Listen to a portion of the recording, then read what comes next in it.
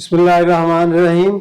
आज हमारे साथ हमारे दोस्त हैं, भाई हैं, शफीक साहब। इनकी एज है 70 ईयर्स, 70 साल के माशाल्लाह हैं। चलते फिरते थे तो यकदम क्या हुआ इनको कि इनको खून की उल्टी आई। फिर ये डॉक्टर साहब के पास ले गए। उन्होंने गैस्ट्रोस्कोपी की, यानी गले में नाली डाल के, तो कैमरे के ज़रिए इन्होंने देखा कि इनकी खून की नालियाँ जो मैदे की है ना, कुछ वो फटी हुई थी या वहाँ से खून लीक कर रहा था। तो उसको फिर इसको कहते हैं गैस्ट्रिक एरोजन।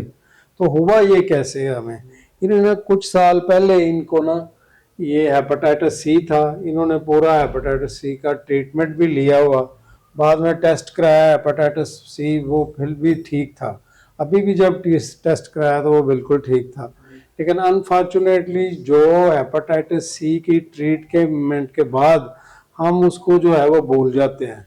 कुछ चीज़ों को हम याद नहीं रखते, तो मरीज़ भी याद नहीं रखता और हम उसको गाइड भी सही तरह नहीं करते। तो उससे फिर वो वायरस तो जो है वो नहीं करता असर, या वो उसका असर तो नहीं होता। पीसीआर में वो नेगेटिव ही होता है।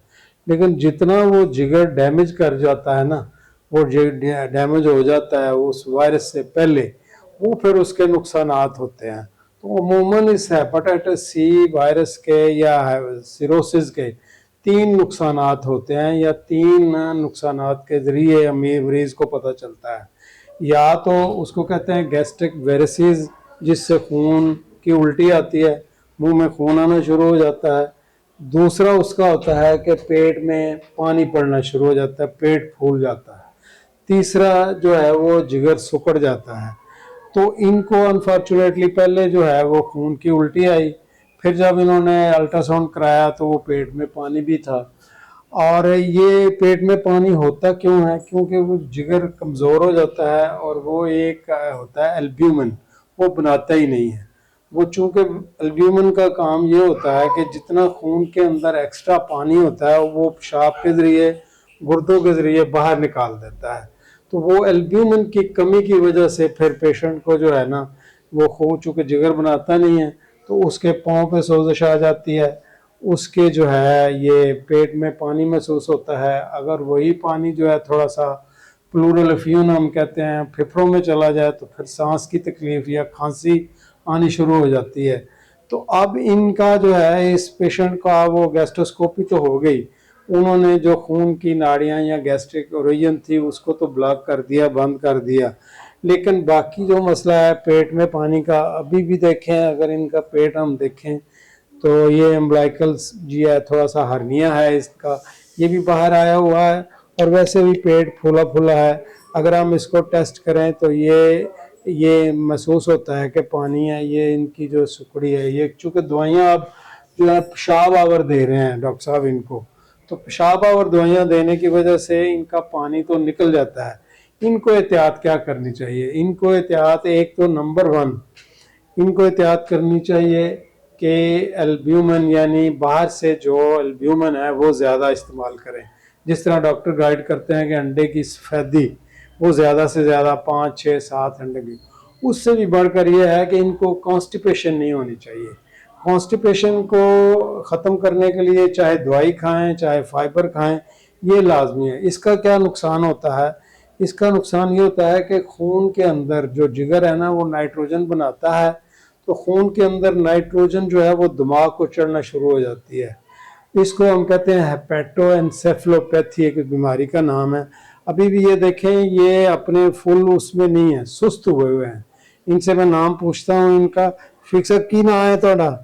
मोहम्मद शफीक। और वाल साहब का की नाम? बेगम का की नाम? रजिया। तो यह बच्चा थोड़ा की लगता है? हाँ, देखिए, अब ये चूंकि अभी इनको पेशाब भी आ रहा है और पखाना भी एक आता है इनको। तो ऐसे पेशेंट के लिए जो सबसे बड़ी गाइडलाइन होती है ना, सारा कुछ छोड़ दें। वो हम ये कहते हैं कि इनको 4 से 5 पखाने डेली आने चाहिए, चाहे ये कुछ खाएं या ना खाएं।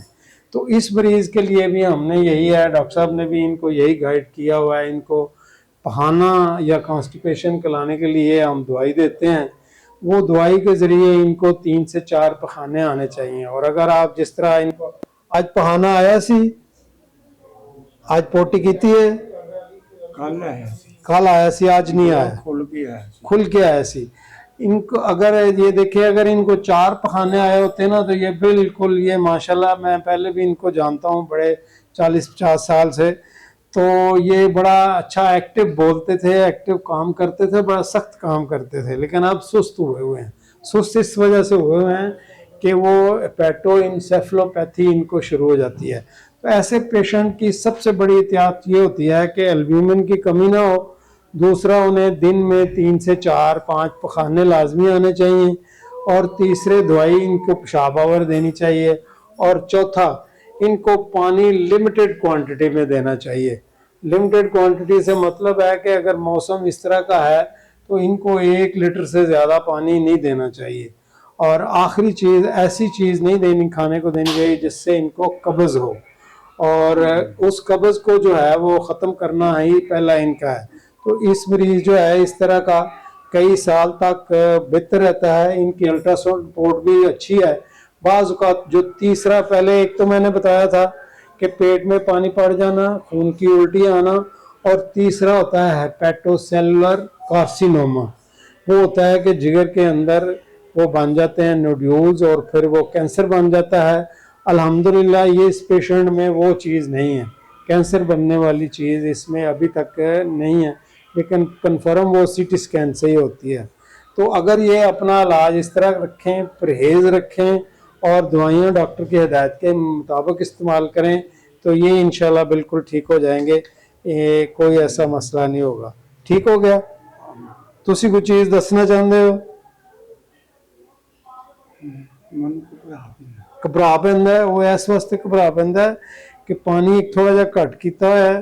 दूसरा, तुसी खाना सही तरह नहीं खाते, खाना ठीक खाया करो ताकि ताकत आए जिस्म विच। ठीक हो गया? खुदा हाफिज।